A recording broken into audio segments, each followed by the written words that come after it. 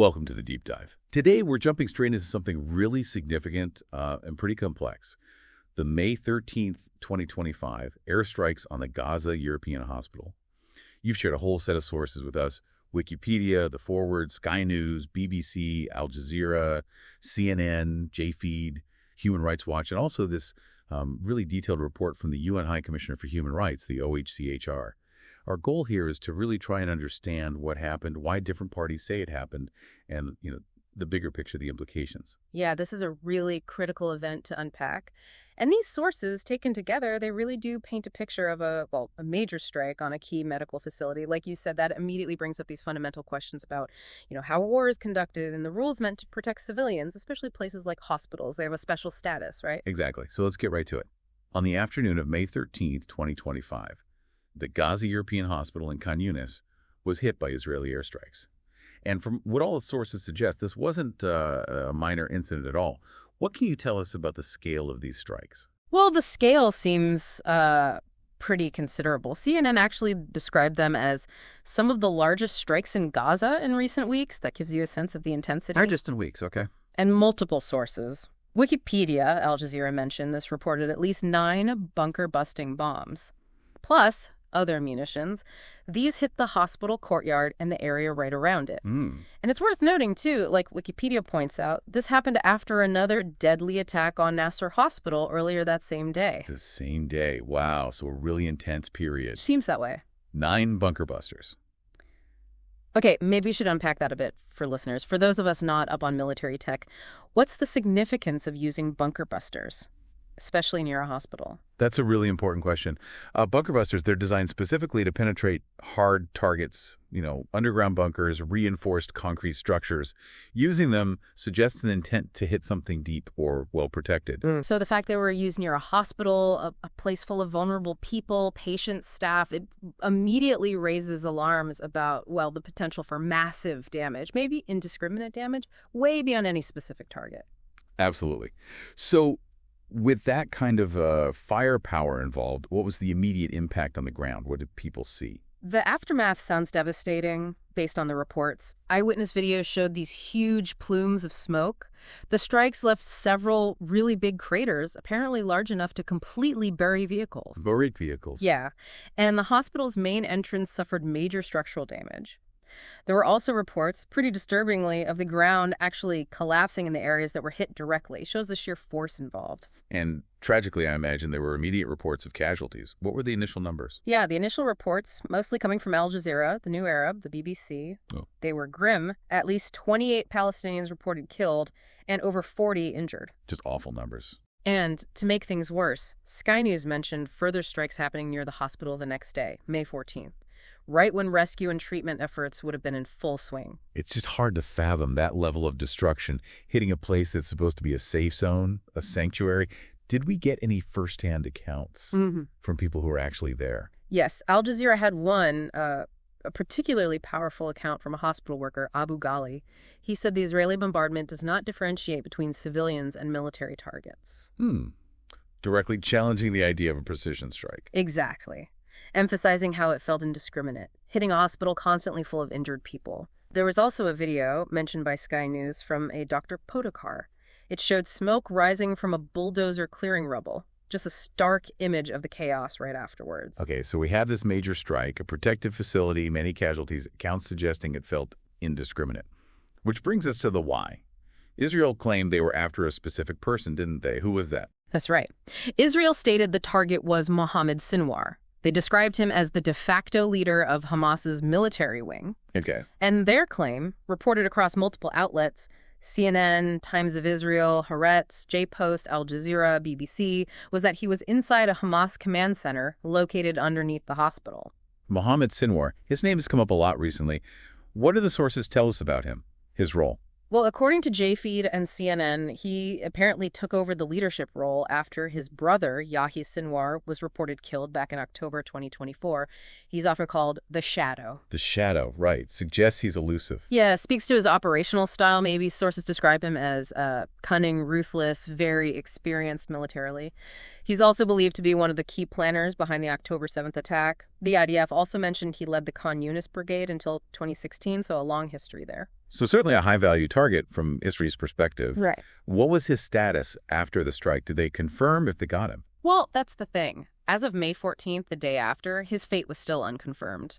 Both Israel and Hamas hadn't said anything definitive, according to The Forward, the Irish Times, CNN, J-Feed. Interesting. Yeah, the Irish Times even suggested it could take weeks to get confirmation either way, given his, low profile and Hamas's likely communication strategy.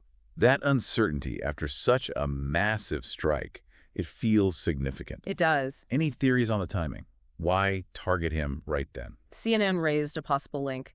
The strikes happened right around the time of those U.S.-led ceasefire talks in Qatar. Oh, okay. And there had been a recent hostage release, too. So one possible motivation could be an attempt to take out a key Hamas decision-maker, someone who could influence those negotiations. Right. Try to shift the dynamics by removing a key figure. Potentially, yes. Was there consensus on what his role in those talks might have been? Or differing views? There were differing perspectives, actually. Some Israeli officials, quoted by CNN, apparently saw him as an obstacle to getting a deal done. But others, noted by CNN and J-Feed, suggested that because he had such a deep understanding of the situation on the ground in Gaza, he might have been maybe difficult, but perhaps necessary negotiator. Someone who could actually deliver on a deal. Complex. So you had these competing ideas about his influence. Exactly. It wasn't straightforward. Okay, so Israel's justification rests on him being there in this alleged command center under the hospital. But this brings us to a really critical point. What evidence did they actually provide for that claim? And how does this strike square with international law protecting hospitals? And this is where you see major discrepancies and, frankly, deep concerns raised in the sources. The IDF did state they were targeting Hamas terrorists in a command and control center in underground infrastructure. That was reported by CNN, Washington Post. Right. But, and this is crucial, Al Jazeera and others point out that Israel hasn't publicly shown specific evidence. No proof offered for a command center under this hospital in this specific instance. That lack of specific public evidence seems really important. It's deeply troubling under international law, especially given the target was a protected site. Particularly when you consider, as some sources point out, that this isn't the first time Israel has made claims about hospitals being used militarily. Precisely. And that's where the OHCHR report you mentioned becomes so relevant. Yeah. It highlights what it calls a pattern of allegations by Israel against numerous Gaza hospitals. They list Al-Shifa, Indonesian, Kamal Adwan, Al-Auda, Al-Amal, Nasser. Quite a list. Yeah, claiming these places were used by Palestinian armed groups. And what did the OHCHR conclude about those past claims? Did the evidence usually back them up? Well, the OHCHR expressed serious concern. They found that often there just wasn't enough public information to really substantiate the claims. Sometimes the allegations were vague or lacked specifics or were even contradicted by other information. They use the example of the tunnels claimed under Al-Shifa. The evidence eventually shown seemed much more limited than the initial, really broad claims suggested. So that history definitely casts a shadow over the justification for this specific strike on the European hospital. It certainly raises questions about the burden of proof. Which brings us back to the legal protections for hospitals. Can you remind us what international law says? Absolutely. Al Jazeera and the OHCHR report are clear on this. International humanitarian law, specifically the Geneva Conventions from 1949 and their protocols, gives explicit protection to medical facilities, staff, and patients. Explicit protection. Yes. Attacking them is a grave violation. Hospitals get this status because of their basic function, caring for the sick and wounded, civilian, or combatant. They only lose that protection if, and this is a really big if, they are being used to commit acts harmful to the enemy. And who has to prove that? The attacking force. Yeah. The burden of proof is firmly on them to show a hospital has lost its protected status before attacking it. Okay, but let's say, hypothetically, an attacking force genuinely believes there is a legitimate military target inside or near a hospital. Are there still rules they have to follow? Yes, absolutely. Strict rules. The OHCHR report stresses this point heavily. Even if you think there's a military target, the attack must still comply with fundamental principles: distinction, proportionality, and precautions. Okay, break those down quickly. Distinction. Means you must distinguish between military objectives and civilians or civilian objects. Attacks have to be directed only at the military targets. Proportionality. That means the expected military gain from the attack cannot be excessive compared to the expected harm to civilians and civilian property. It's a balancing act, but civilian harm has to be weighed heavily. And precautions. You have to take all feasible precautions to minimize civilian harm.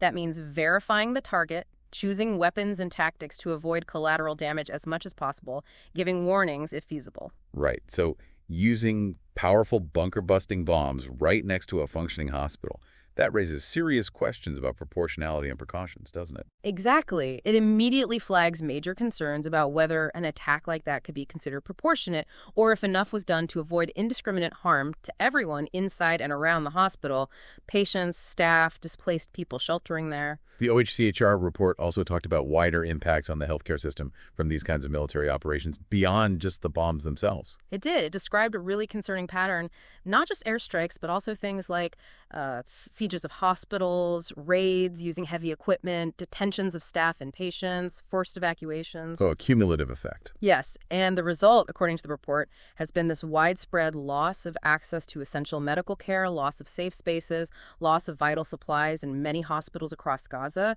It just makes the whole humanitarian crisis worse. And the potential legal consequences for these actions under international law, they're severe. Potentially very severe. The OHCHR report is explicit.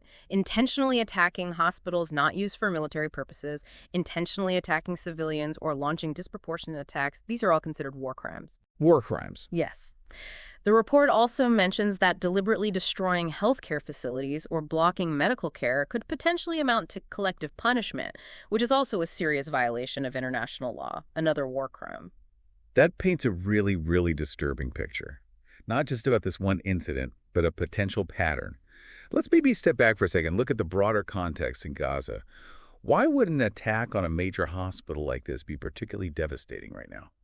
Well, as both the OHCHR report and the BBC point out, Gaza's healthcare system was already incredibly fragile. Years of blockade, repeated conflicts. It was already under immense strain. Right. Barely coping. Exactly. So hitting the European hospital, and remember, Wikipedia noted it was the second fatal hospital attack that day. It just further cripples a system that's already collapsing and desperately needed. And beyond the direct hit to healthcare, what other major consequences are unfolding, according to the sources? A huge one is food. Sky News and the BBC both highlight the severe escalating food insecurity. There's a very real risk of famine. Yes. And it's been made much worse, they report, by a 2-month blockade on essential aid getting in. Sky News cited a UN-backed report saying something like 93% of people are facing high levels of acute food insecurity. Nearly a quarter are at risk of actual famine. Just staggering numbers. Makes the functioning of any remaining hospitals even more critical, doesn't it? They're lifelines in multiple ways. Absolutely. And what about the international reaction? Have other countries been speaking out? Yes, there's been significant international reaction. Al Jazeera reported French President Macron, for example, strongly denounced Israeli Prime Minister Netanyahu's policies in Gaza. He called them shameful. Shameful. That's strong language. Very strong. And he even suggested European nations should consider sanctions. So it shows growing international concern and condemnation. And of course, we have to remember this is all happening within a much longer ongoing conflict. Exactly. The BBC backgrounder reminds us this is another tragic event in that decades-long dispute over land, borders, rights. It's a conflict with deep roots and, sadly, continuing cycles of violence. One last piece, the sources mentioned the International Criminal Court, the ICC. What's the situation there? Right. Human Rights Watch pointed this out. The ICC has issued arrest warrants previously for Israeli leaders, including Yahya Sinwar, who's now reported deceased, and also for Hamas leader Mohammed Deif. These warrants are for alleged war crimes and crimes against humanity in the context of the conflict. So ICC involvement is ongoing. Yes, it underscores that there are potential avenues for international legal accountability being pursued. Okay, so wrapping this all together, based on this range of sources, the May 13th airstrikes on the Gaza European Hospital emerge as, well, incredibly complex and deeply troubling. On one side, you have Israel's assertion, a targeted strike on a key Hamas leader in a command center they believed was under the hospital.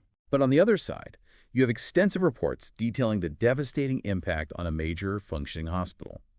There's this noted lack of public specific evidence for Israel's claim about this location at this time. And it all raises these incredibly serious questions under international humanitarian law about protecting medical sites, about proportionality, about precautions in densely populated areas. That sums it up well. You really get a sense now of this specific tragic event, the justifications offered, but also the wider context, the context of the ongoing conflict, the devastating impact on civilian life and infrastructure like hospitals, and the really dire humanitarian situation overall in Gaza. So, considering everything we've unpacked in this deep dive, it really makes you think, doesn't it? What are the longer-term implications when events like this happen for how people see international law, especially in urban warfare? What other questions does this raise for you listening now? For the rules of war, about how we can possibly protect civilian spaces, especially places of healing, when conflict gets this intense, is embedded in populated areas. It's definitely a lot to reflect on. Thanks for joining us for this deep dive.